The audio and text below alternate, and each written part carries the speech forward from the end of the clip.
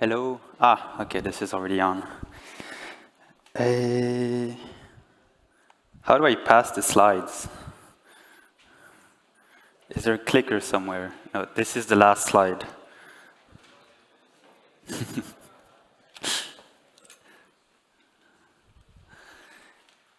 Thank you. All right.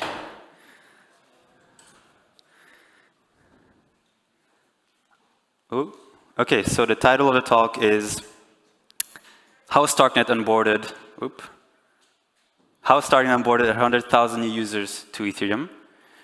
Actually, it wasn't 100,000 users, it was 200,000 users. And actually, it wasn't 200,000 users. This is Oli, my boss, and he sent a screenshot in the Slack channel the other day.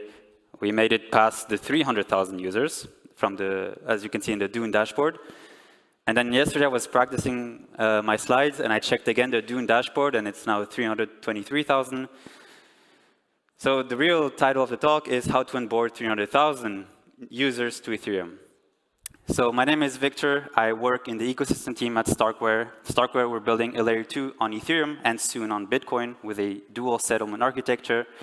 And my job is to help you find a Cairo job or to help you build your project on Starknet. So the TLDR of this presentation is that there are no Web 2 and Web 3 users. If you want to really build consumer applications, you have to remove anything that has a 0x. You want to sponsor your transactions. You want to completely remove the wallet. You want to have fast and cheap transactions. And I'm going to give you some tips and tricks on really low-budget marketing. So this talk is really about how you can create a consumer application.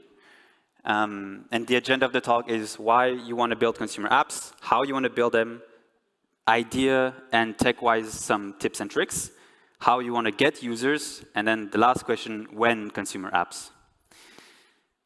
And all of that is going to be wrapped around a case study on FocusTree, which is the application, is the consumer application that onboarded those 300,000+ users. So I'm going to tell you how they work, why they work, and what they're doing well.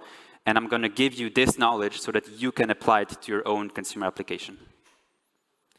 So I have two goals for this presentation. I want to bring more consumer applications to Ethereum.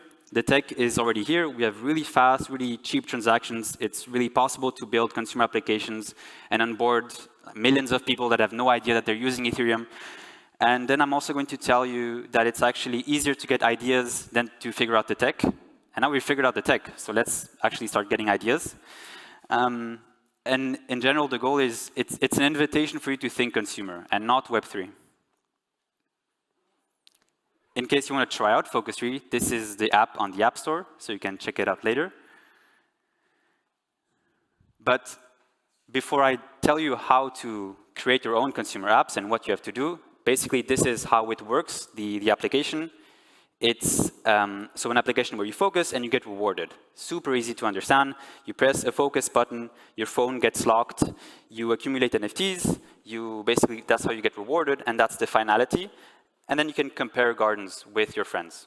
So it's a very, very simple application. And why it works, why we're onboarding 300,000 people to Ethereum, is because it's an action and a finality. The action of focusing and the finality of getting rewarded.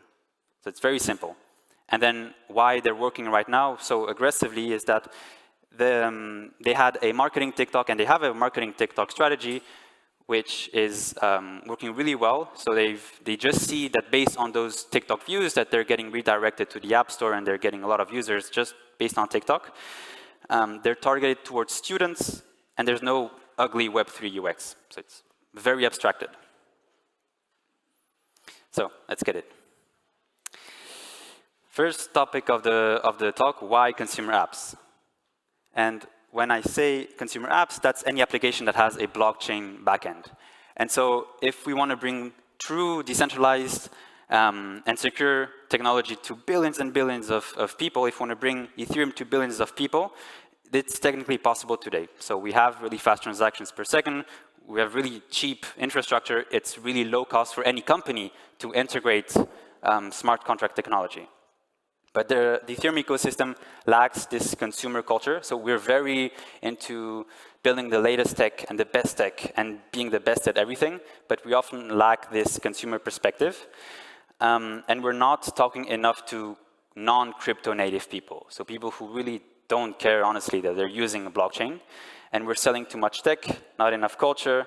And basically, this talk is a call to people to start thinking more about their consumers, then create their own business that is focused around consumers, and eventually you build a sustainable startups that has a blockchain backend, but that is targeting non-Web3 users. So we have a Ferrari, but it's not being used. And if you didn't get the analogy, the Ferrari is the tremendous tech that we have, but it's in the shop. And not a lot of people are using this tremendous tech to onboard billions of people that don't really care that they're using blockchain. So now, how consumer apps, tips and tricks. First, in terms of ideas, these are just a bunch of things you should think about if you want to create a consumer application. So for example, you want to find people that do something in a messy way, and then you want to basically build an application in that caters to that messy way. So for example, what FocusTree does, the application is you press focus, it locks your phone, and then you get rewarded. What I used to do, for example, when I was in university, I would use my iPhone's timer and do like the Pomodoro technique. I would set like a 25-minute timer on my clock application on the phone. And that's like the messy perspective of doing something. So just build an application that caters to that action. And these are, you can take a picture of this if you want, but these are just other questions or things to think about when you want to get an idea consumer-wise, when you want to really onboard millions of users for a consumer application. So TLDR is that you want to think consumer. You want to ask yourself, where is data ownership, where is decentralization, where is privacy needed, and where do normal people, where do normies benefit from blockchain? And these are just some underlying questions that will help you get some principles for your app. So what FocusTree did, their mission is to onboard students and help them focus or increase their focus. They grow their garden. What's interesting is that their initial target audience was Starknet, so like people like you and me, Web3 users, DeFi, degens. But it didn't work. It was a big flop, like 1.5 years ago. And then they shifted to targeting students, and now it's a really big success. So tech-wise, what do you need in order to build this kind of application? Your ultimate goal should be to remove anything that is crypto-related. Like, it's gibberish to non-crypto people. They don't care about wallets, they don't care about tokens, they don't care about bridges or that connect wallet button. You can abstract that completely nowadays with the tech that we have. So you want to assume that your user has zero knowledge, no pun intended, on Web3 stuff. So yeah, these are the basic requirements that you would need. What's really important is that users should note that they have a wallet that's deployed. You want to sponsor your transactions with a paymaster. You want to abstract the wallet as much as possible. So not even that crypto interface, like nothing. You have really cool softwares nowadays like Privy or Dynamic, which allow you to do Google login. And in the backend, they handle the entire account management. You also want to make sure that you're using an infrastructure that allows you to have fast and cheap transactions. And then you want to have some, if you want to build a Flutter applications, because mobile is clearly the future, you have SDKs, and specifically for Starknet, you have the Starknet.Dart SDK. So that just gives you all the tools for you to build an iPhone or an Android application.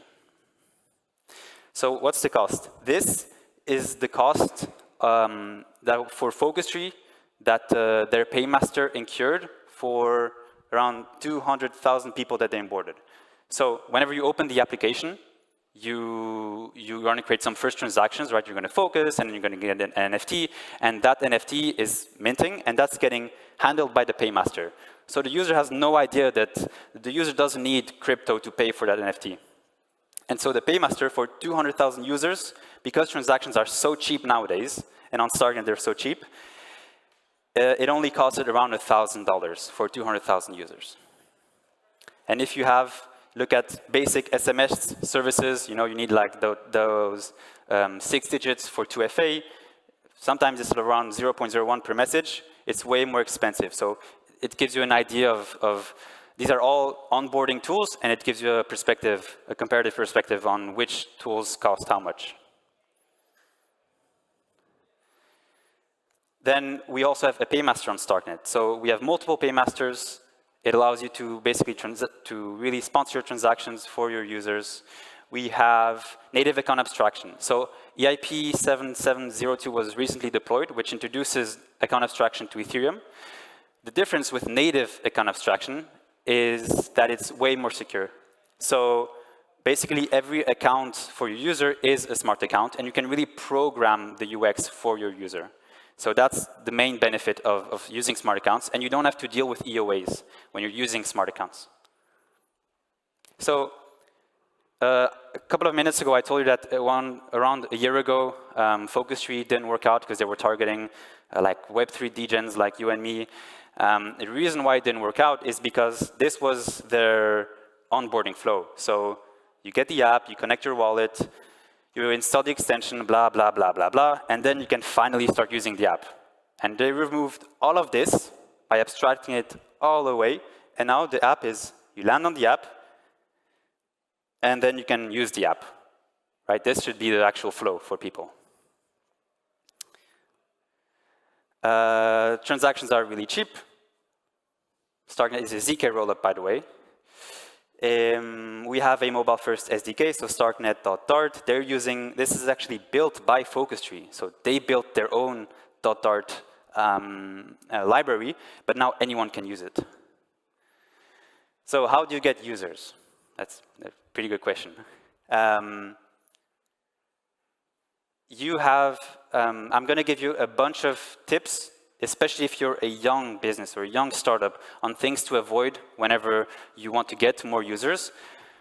Before I worked at Starkware, I worked in a smaller lab, and I remember we would spend like 1,000, 1,500 for like 3D, super sick-ass videos, like, yeah, we have this amazing announcement, like a 30-second ad on this new feature, and it would cost a lot of money.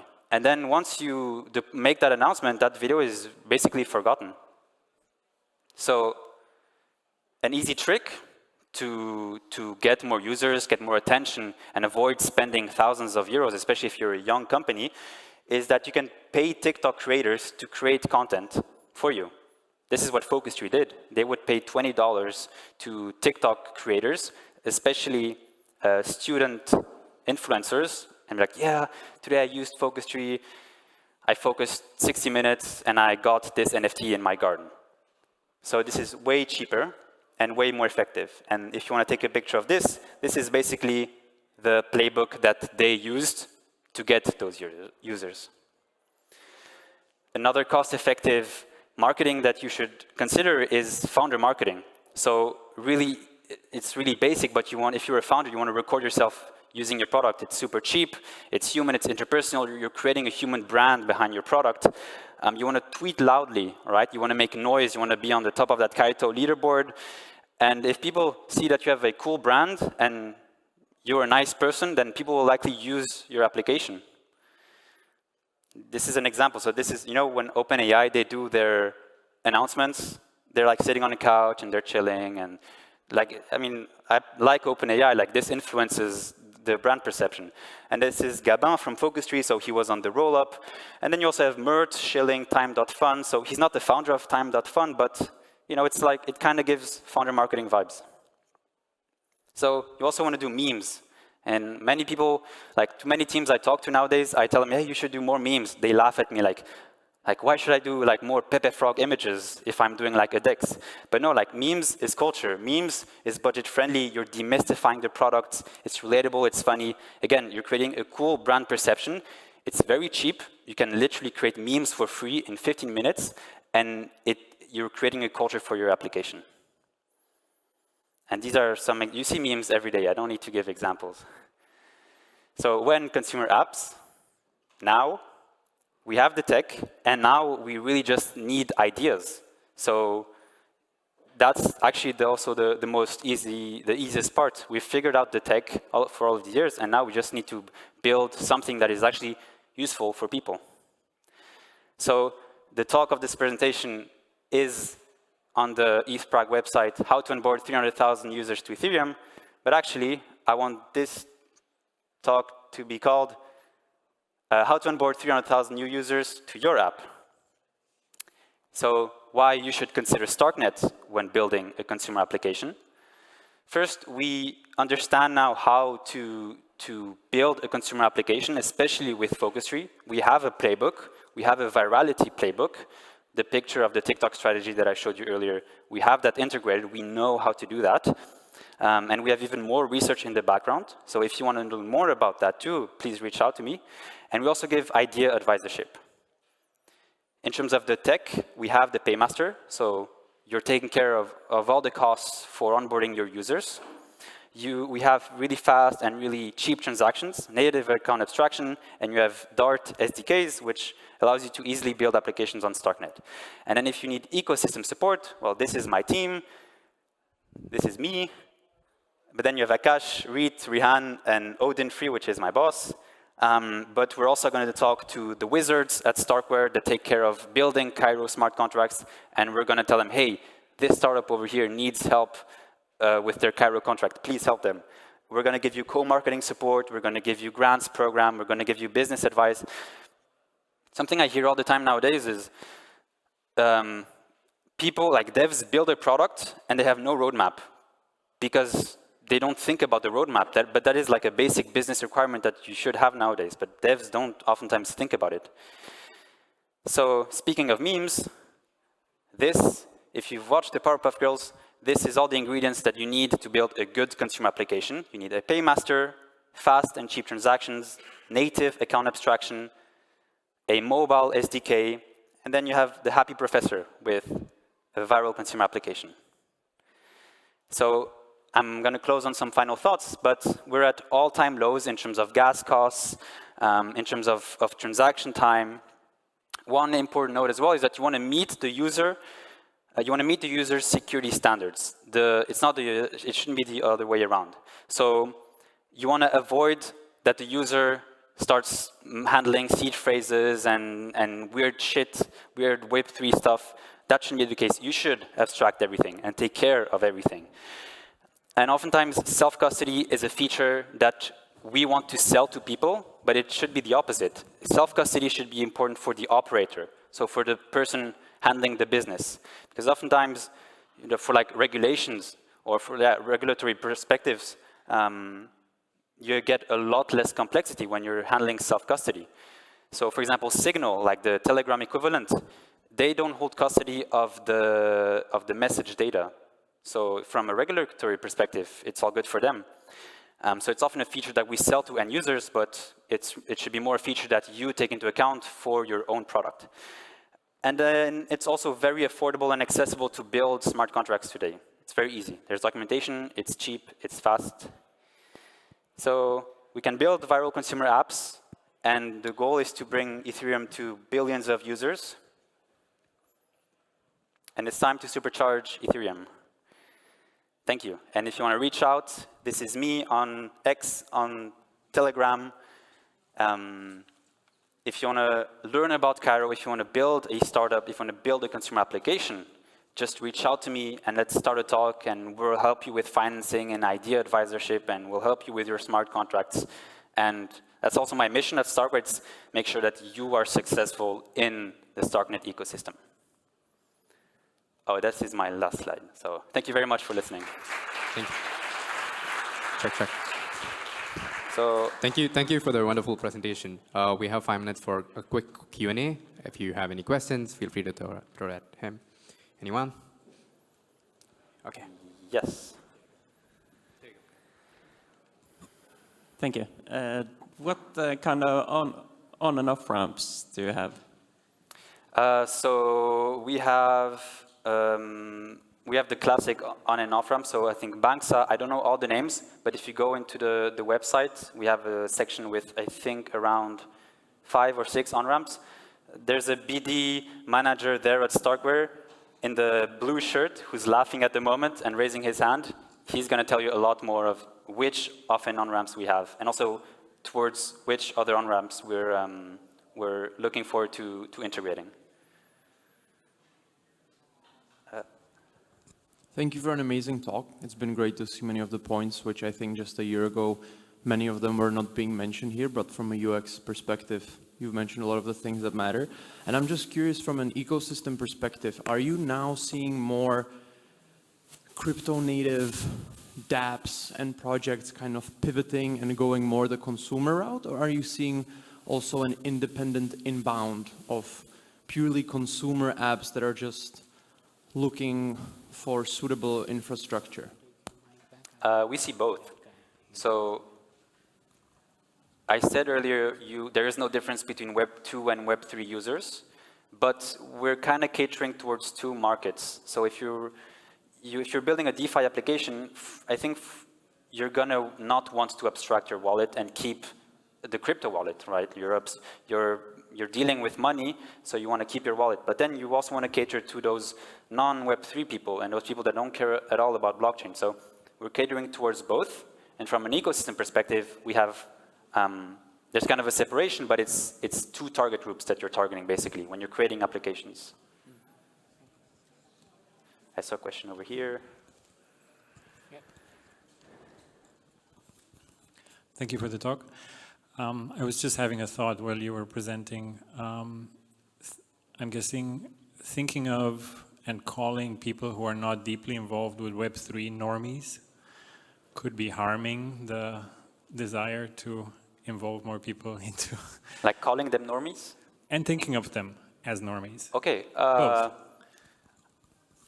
This is my job as abstracting a concept to bring it to people, like to bring it to this Ethereum community. So normies, okay, could sound like a harmful term, but I think that's also the reality. Like normal people, like who just want to use an app for the sake of using it, but not necessarily who have no interest in the fact that it's a blockchain backend. So normal people could be a different term, but I think the point was clear. Sure, yeah. Any other questions? Right. I do love normies, by the way. I think we all love normies. Sorry, how do we get more founders? More founders, that's a great question. How do we find them? What are the signals? Yeah, that's a great question. So actually,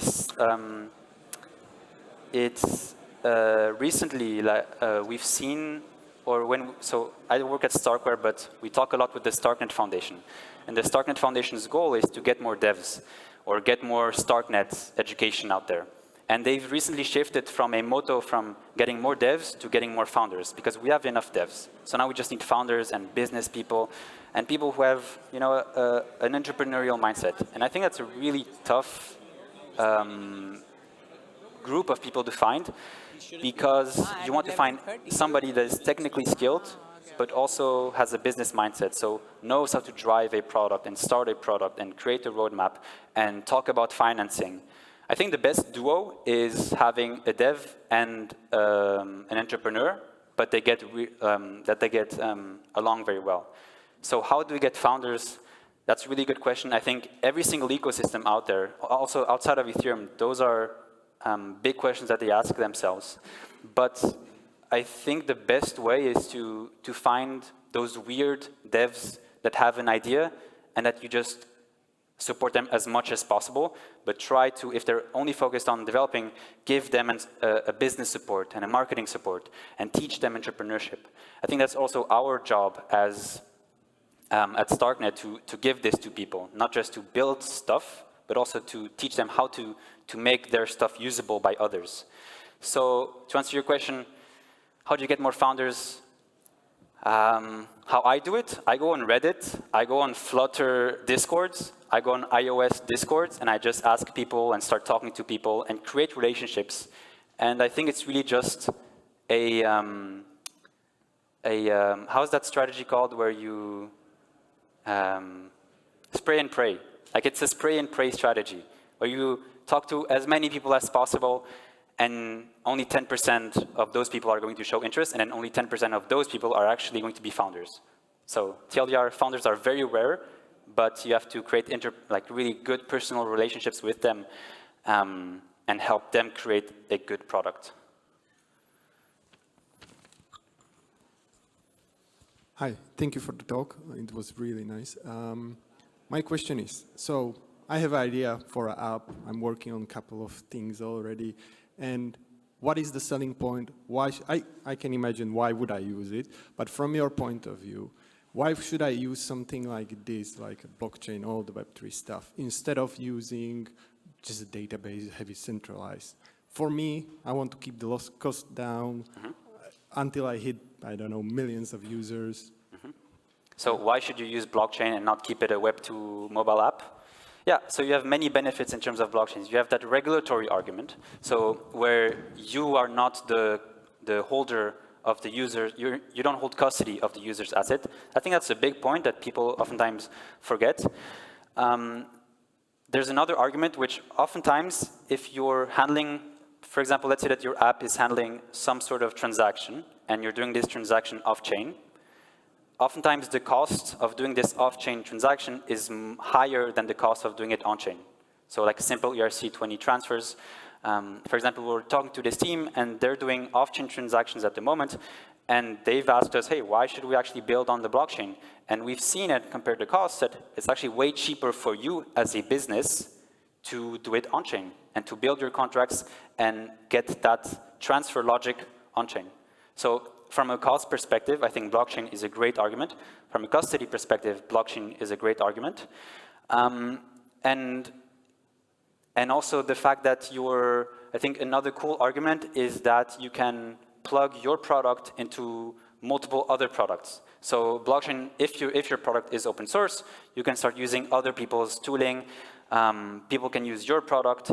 I think it's a great thing of blockchain culture is that we try to make as much of our software open source as possible. So if it's open sourced as well, you can, you also have those benefits there. So also people finding things in your code, for instance.